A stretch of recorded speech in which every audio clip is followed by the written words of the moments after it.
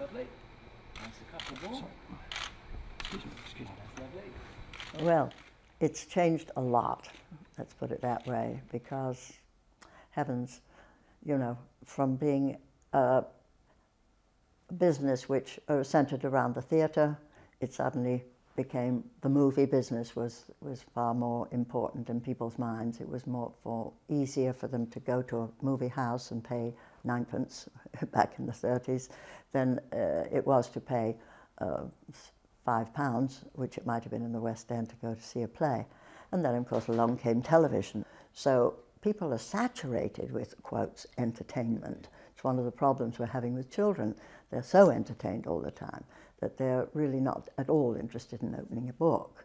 The life expectancy of an actor today, unless you come up through the British way of acting, which is through repertory, through the Royal Shakespeare, Company, through the National Theatre in Britain, which you can remain in for a long time. If you're an actor and worth the time and effort, you can stay in that group for a long time and grow and become known by the public. So it depends where you are. In New York, we certainly have a lot of actors who work all the time, but it isn't a business, I have to say this, in which you can really retire on. It's not. It should be, but it isn't. It's very, very difficult to make a living in the theatre. Movies, big splash, and we hear about millions of dollars being paid to actors, you know, when they're at their height of their fame.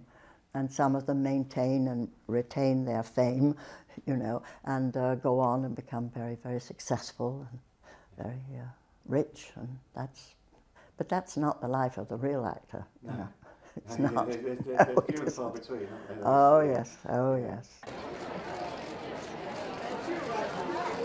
If you love it enough, you'll be prepared, you know, to take the knocks and bruises along the way. But if you really love it and you want to do it, stick with it, you know. Yeah. Absolutely. It's a great life.